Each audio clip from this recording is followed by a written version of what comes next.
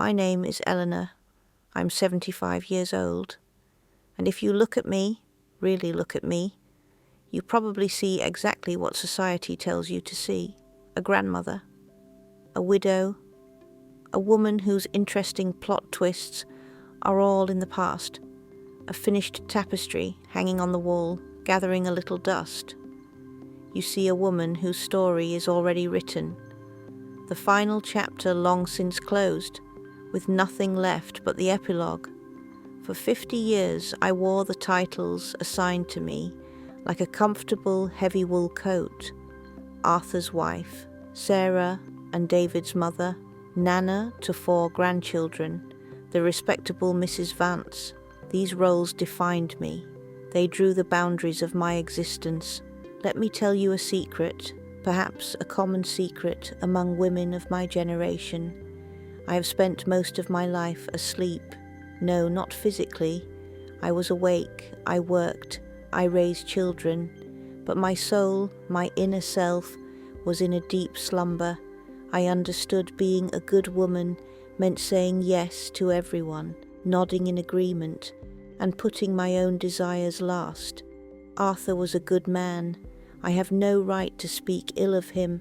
Our marriage was a good, solid marriage, but if I am being brutally honest with you today, it was more like a very civilized contract made in 1968.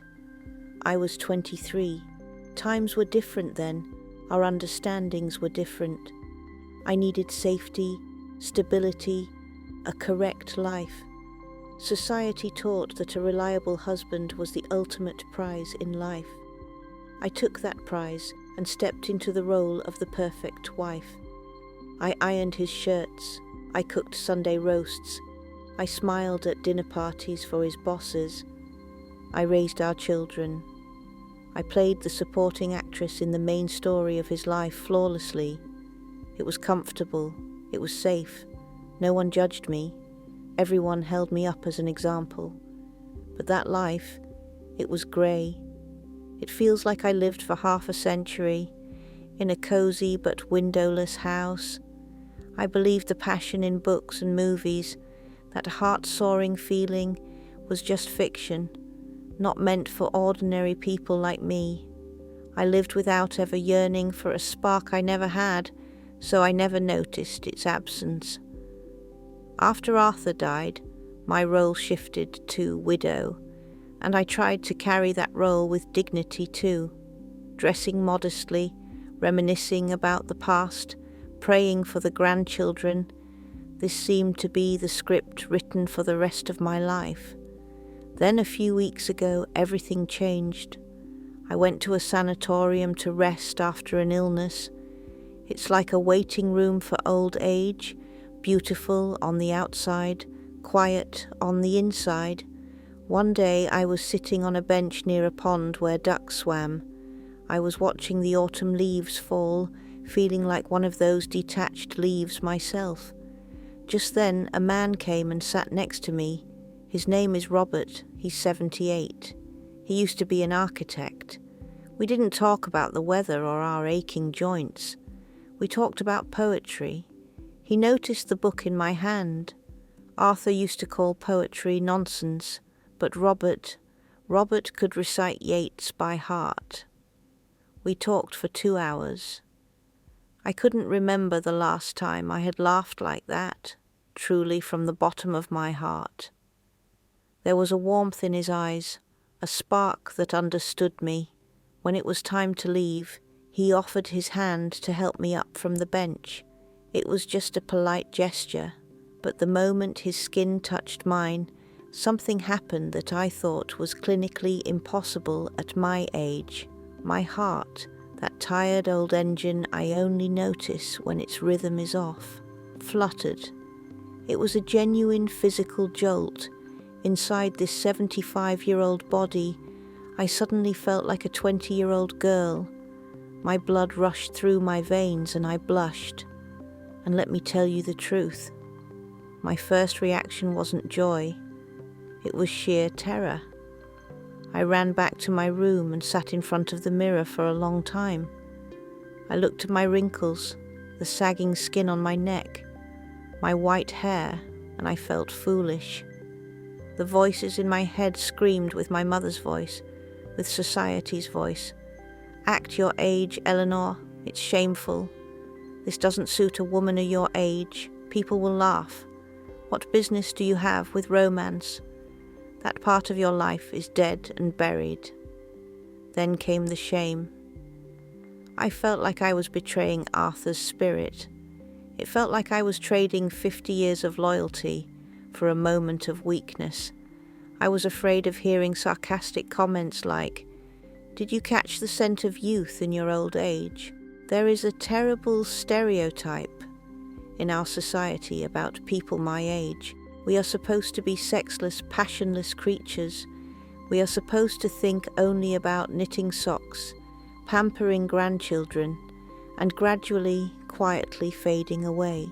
Feeling passion, not even physical passion, but just the desire to be seen again as a woman, as a human being, to be appreciated, seemed forbidden to me. The feeling itself felt like a sin, something against nature. But most terrifying of all was the thought of my own children's reaction. Sarah and David canonized their father's memory. To them, Arthur and Eleanor are an inseparable, unshakable monument. My soul shudders at the thought that if I brought Robert into their lives, they might look at me with pity or disgust. Would they think I had gone senile?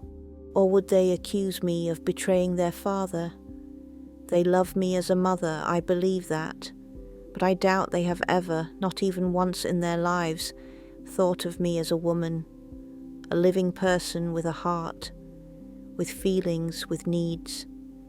To them, that part of me seems never to have existed. I was afraid of losing their respect. I was afraid of disappointing them.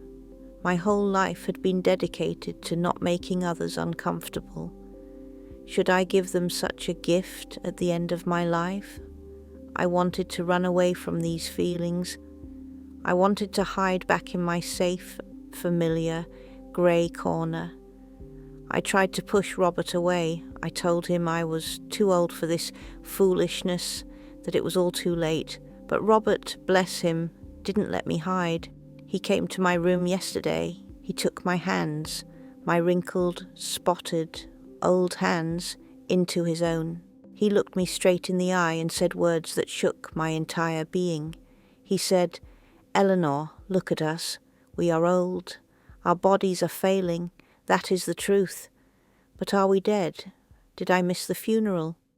He paused slightly and squeezed my hand. "Do you really think the capacity for human connection has an expiration date? Do you think God put a use by sticker on your soul?" These words struck me like lightning. He is right.